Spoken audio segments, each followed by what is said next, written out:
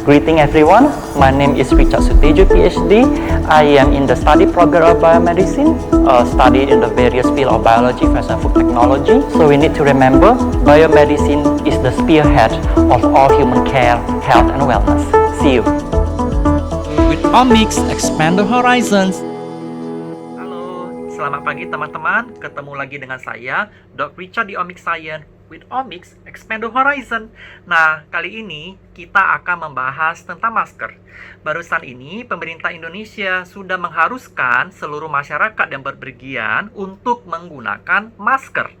Ya, nah, apa fungsi masker? Nah, masker ini fungsi utamanya adalah untuk menyaring partikel-partikel yang ada di luar, ya, terfiltrasi, yang kemudian baru ya yang bisa menembus masker yang akan dihirup oleh sistem pernafasan kita.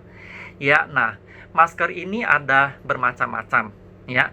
Nah, awal-awalnya nih teman-teman, masker-masker yang dijual di toko-toko kesehatan harganya murah. Nah, seiring ya dengan kondisi sekarang ini, harga-harga masker ya sudah semakin naik. Ya, oleh karena itu orang-orang sudah mulai mencari alternatif ya, seperti do it yourself masker, yaitu dengan menggunakan masker kain. Nah, teman-teman harus tahu nih, masker yang bagaimana yang memenuhi syarat, masker yang bagaimana yang bisa melindungi kita ya dari partikel-partikel ya penyakit menular ini seperti bakteri, spora ya ataupun virus ya. Dalam hal ini orang-orang concernnya adalah coronavirus atau COVID-19. Ya, memang ukuran virus ini kurang lebih 0,1 mikron, tetapi mereka biasanya terperangkap di dalam droplet yang ukurannya kurang lebih 0,5 mikron. Ya, nah kadang-kadang juga ya ini juga bisa menghasilkan mikrodroplet ya, ya ukurannya lebih kecil ya, atau orang-orang bisa disebut dengan aerosol. Nah, ini biasanya akan bermasalah pada orang-orang yang tinggal di dalam ruangan dalam jangka waktu lama.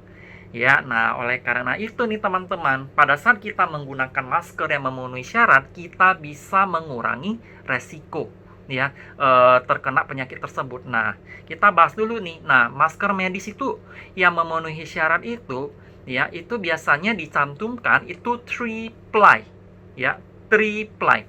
Kenapa namanya 3-ply? 3-ply itu karena dia ada 3 lapis teman-teman. Nah, teman-teman bisa lihat di sini. Ada lapis pertama, lapis kedua ya, terus yang bagian luar yaitu lapis ketiga ya. Nah, nanti saya akan jelaskan lebih lanjut ya melalui demo apa fungsi dari masing-masing lapisan tersebut ya.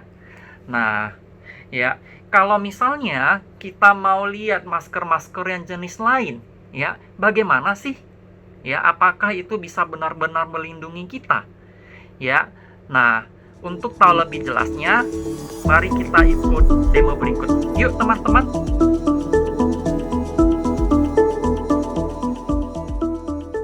Nah teman-teman ya, ini adalah bagian masker seperti yang saya bilang tadi.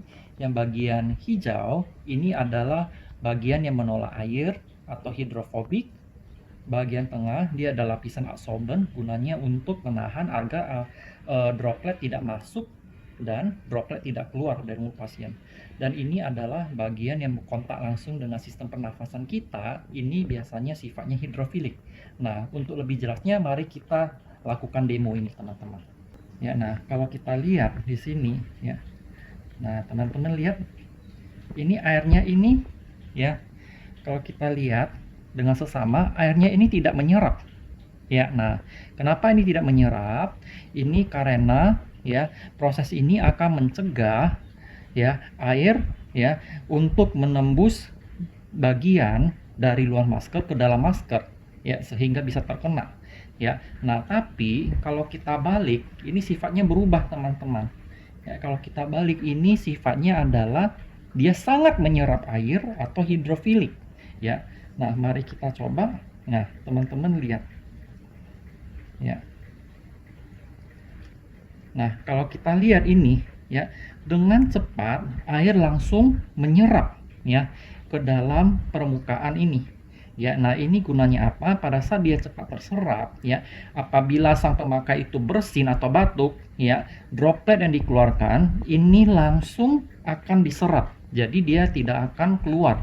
Ya, kalaupun dia keluar, dia akan tertahan ya oleh dua lapisan ya yang di tengah dan di depan. Oke teman-teman, semikian demonya ya. Yuk, mari kita balik lagi. Nah, teman-teman, tadi sudah lihat kan demonya? Ya. Nah, terus cara pakainya gimana nih, teman-teman? Ya, cara pakainya adalah ya, kita harus ya pertama kali ya, kita cek dulu apakah maskernya tidak ada sobek. Ya, setelah itu tidak ada sobek, ya, ini modelnya ya ear loop ya, atau pengait di telinga ya. Ada yang modelnya head strap yang biasanya bisa digulungkan di belakang kepala kita ya. Nah, biasanya kita memakai dua tangan, terus ya kita kaitkan ya, terus kita kaitkan sekali lagi, terus dengan hati-hati kita geser, terus kita tekan ya. Kita harus pastikan ini rapat ya, kita tekan sekali lagi, kita atur terakhir kali.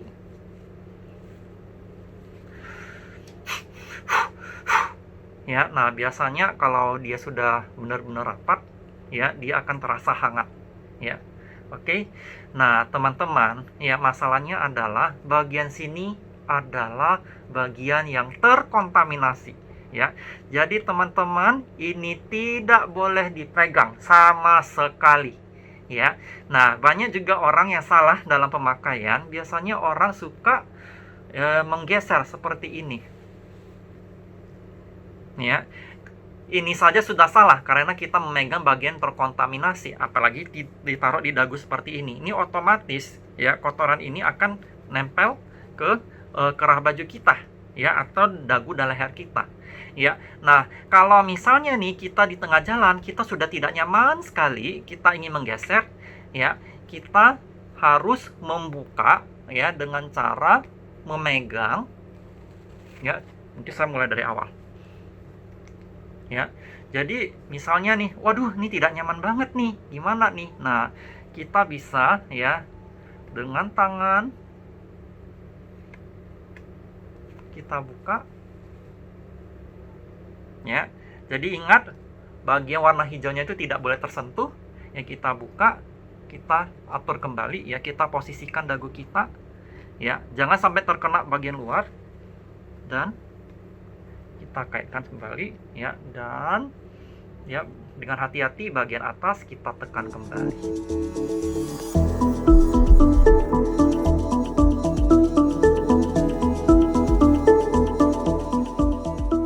Tapi disarankan ya, kita tidak mengganti-ganti ya posisi masker ini berulang kali ya. Kalau yang paling bagus, yang paling optimal adalah pada saat kita tidak nyaman, ini sudah harus dibuang. Ya, nah cara membukanya bagaimana teman-teman ya? Cara membukanya adalah ya dengan hati-hati kita memegang satu karet, terus satu tangan lagi memegang satu karet ya, terus ya kita lipat seperti ini dan kita buangkan ke tong sampah ya. Nah, ingat jangan sekali-kali menyentuh daerah ini. Lah, kalau misalnya kesentuh ini bagaimana, Dok Richard? Nah, kalau Anda menyentuh ini, ingat jangan sentuh bagian mata, hidung, maupun mulut. Ya, karena ini tiga adalah jendela utama proses infeksi COVID-19. Yang paling bagus sih, ya, pada saat kita tidak sengaja menyentuh bagian ini, ya, jangan sentuh apapun di wajah kita. Cepat-cepatlah kita mencuci tangan dengan air sabun dan air yang mengalir ya. Oke teman-teman ya, semoga dengan video ini teman-teman dapat lebih teredukasi lagi mengenai cara penggunaan masker yang benar ya. Ingat, jangan lupa like, share, subscribe channel YouTube saya, Dok Richard di Omics Science. Sampai ketemu lagi di video saya selanjutnya, Dok Richard di Omics Science.